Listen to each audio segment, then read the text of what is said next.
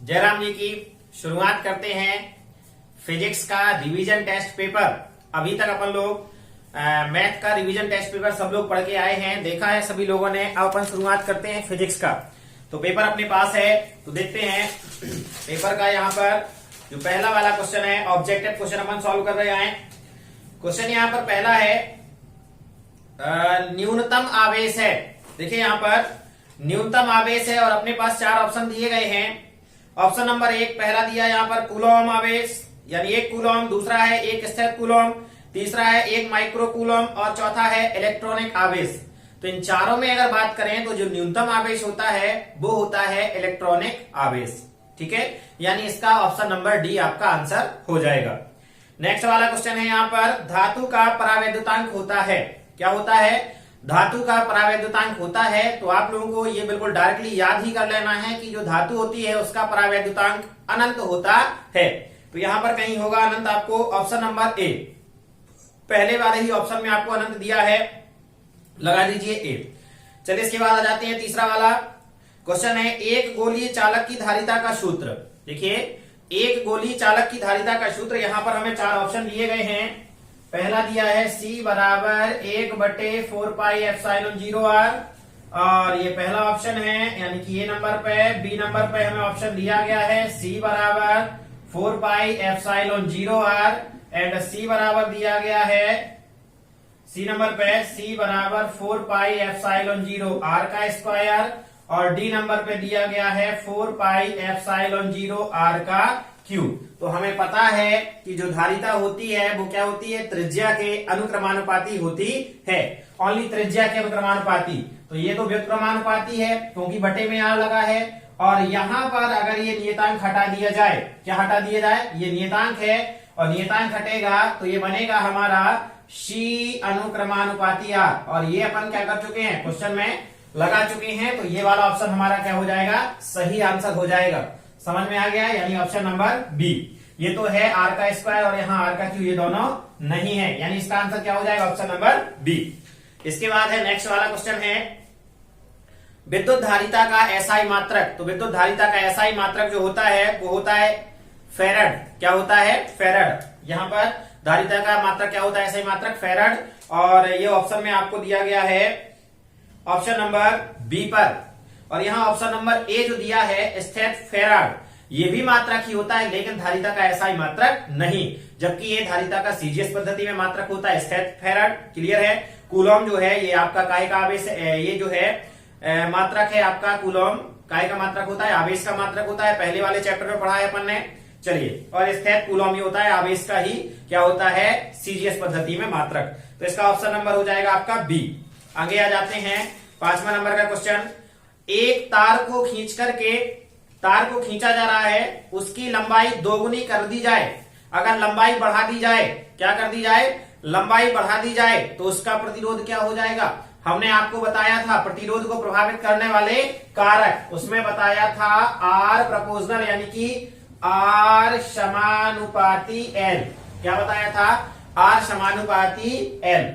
यानी कि अगर आर, सुनना, अगर हम लंबाई बढ़ाते हैं तो प्रतिरोध का मान बढ़ता है, और लंबाई अगर घटाते हैं तो प्रतिरोध का मान क्या होता है, घटता है। ये आपको प्रतिरोध को प्रभावित करने वाले कारक पढ़ाए थे, वीडियो में है आपके। धारा विद्युत की यूनिट पार्ट कौन सा है पता नहीं, पहला दूसरा तीसरा जो भी हो पढ़ लेना उससे डिटेल से क्वेश्चन में। तो यहाँ पर अगर हम लंबाई बढ़ा रहे हैं तो प्रतिरोध क्या हो जाता है, बढ़ जाता है। यहाँ पर पहला वाला आपको ऑप्शन दिया गया है आधा। आधा मतलब क्या होता है, हम बढ़ा रहे हैं और ये आधा हो जाएगा, कमेगा, ये तो हो नहीं सकता। इसके बाद ऑप्शन नंबर है दूसरा दोगुना। तो जब अगर हम बराबर तो हो नहीं सकता है। फिर आता है तीसरा 1/4, ये तो और कम गया। और लास्ट वाला है 4 गुना।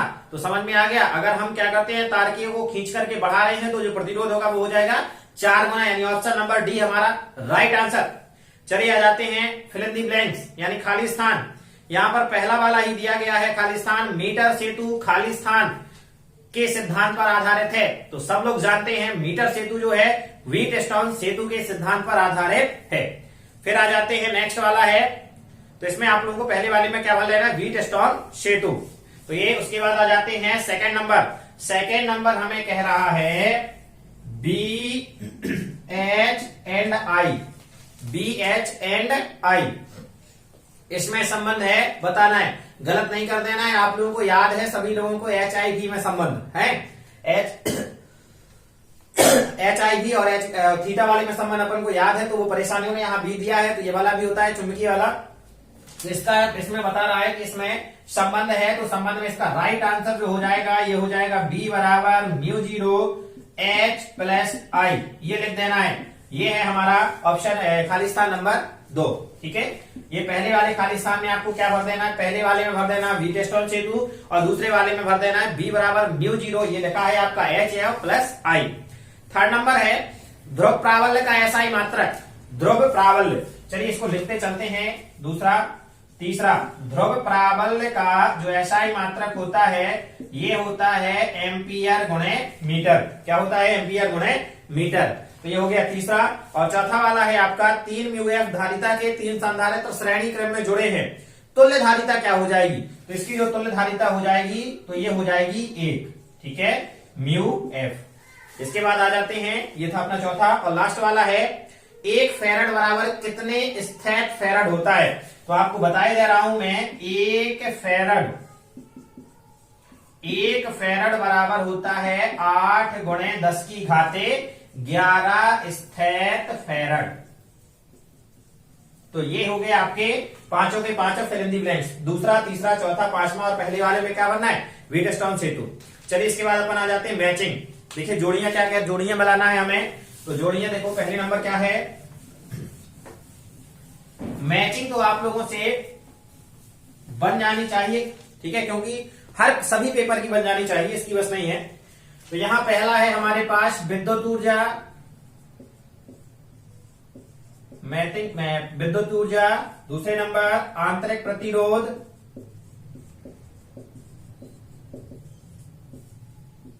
तीसरा विद्युत वाहक बल, ये बी बाबा नहीं लिखा है, विद्युत वाहक बल लिखा है, हैं? चलो बल लिखे दे रहे हो, तो कहोगे ये क्या लिख दिया सर, बी बाबा। किलोवाट घंटा,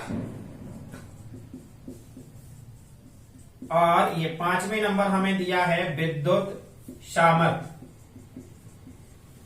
तो याद रखें, बहुत सारी जो जोड़ियां हैं या ऑब्जेक्टिव है, कम से कम ऑब्जेक्टिव में आपको चाहिए वाला कोई भी एग्जाम हो 3 या 4 मिनिमम मात्रक तो दिए ही जाते हैं। यहां पर आपको देखो, पहला यहां इसके सामने दिया है ओम, दूसरा दिया गया है वोल्ट, तीसरा दिया गया है विद्युत ऊर्जा, और चौथा दिया गया है VI, पांचवा दिया गया है अचर होती है, और छठवां है I2RT। ठीक है, I2RT। तो ध्यान से देखो, ये भैया पेपर में मिसप्रिंट हो गया है। क्या हो गया है, मिसप्रिंट हो गया है। यहाँ I यहाँ नीचे 2 नहीं होता है, यहाँ ऊपर 2 होता है। तो आप लोग पेपर में क्या कर लीजिए, सुधार लीजिए अपना, यहाँ ऊपर होता है नीचे नहीं होता, I2RT होता है। चलिए देखते हैं, ये है पहला वाला अपना। देखिए जोड़ी क्या हो जाएगी, ये विद्युत ऊर्जा, तो विद्युत ऊर्जा का ये पहला हो गया। ठीक है, दूसरा है आंतरिक प्रतिरोध, तो प्रतिरोध का मात्रा क्या होता है, ओम, तो आंतरिक प्रतिरोध वाला ये आंतरिक प्रतिरोध ये हो गया ओम। तीसरा है विद्युत वाहक बल, तो विद्युत वाहक बल जो होता है ये है, इसका मात्रक है आपका वोल्ट।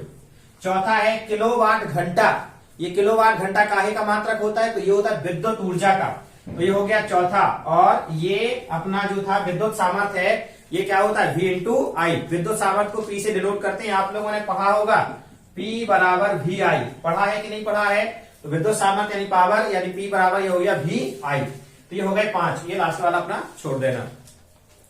मैचिंग हो गई है। उसके बाद आ जाता है एक शब्द में उत्तर, तो एक शब्द में उत्तर है, एक आदर्श वोल्ट मीटर का प्रतिरोध कितना होता है, तो भैया आदर्श वोल्ट मीटर का प्रतिरोध क्या होता है, अनंत होता है। क्लियर हो गया, चलिए इसमें लिख लें आप अनंत। नेक्स्ट है जो सेकंड नंबर का है, स्वाप्रेरकत्व का मात्रक क्या होता है, तो स्वाप्रेरकत्व का मात्रक होता है हेनरी। सही है, ठीक है। फिर आ जाता है थर्ड नंबर का, आवेश के क्वांटीकरण से क्या तात्पर्य है, तो वो मैं अभी यहाँ पर बोर्ड पे लिखे जा रहा हूँ, आवेश के क्वांटीकरण की परिभाषा लिखनी है। चलिए इसके बाद चौथा देख लें, पृथ्वी का विभव कितना होता है, क्या है, पृथ्वी का विभव कितना होता है, तो पृथ्वी का जो विभव है वो होता है 0। फिर है किरचॉफ का प्रथम नियम, क्या है, किरचॉफ का प्रथम नियम किस नियम पर आधारित है, तो किरचॉफ का जो प्रथम नियम है ये है आधारित हमारा काहे पर, आवेश संरक्षण के सिद्धांत पर। काहे पर आधारित है, आवेश संरक्षण के सिद्धांत पर। बात करें द्वितीय नियम की, तो जो द्वितीय नियम है ये है हमारा ऊर्जा संरक्षण के नियम के, ठीक है। तो आधार पर आधारित है, ये ऊर्जा संरक्षण के सिद्धांत पर आधारित है। कौन सा, किरचॉफ का दूसरा। लेकिन यहां पूछ रहा है किरचॉफ का प्रथम नियम, तब आप इसमें लिख देंगे आवेश संरक्षण के सिद्धांत पर। ये इसका आंसर हो जाएगा। समझ में आ गया। अब बचा था आपका एक, ये बचा था आवेश के क्वांटीकरण से क्या तात्पर्य है। तो मैं आपकी आवेश के क्वांटीकरण से तात्पर्य की यहां परिभाषा लिखे दे रहा हूं।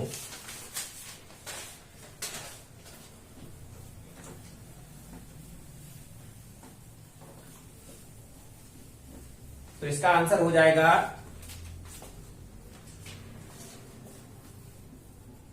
कौन से नंबर का है, तीसरे नंबर का। प्रकृति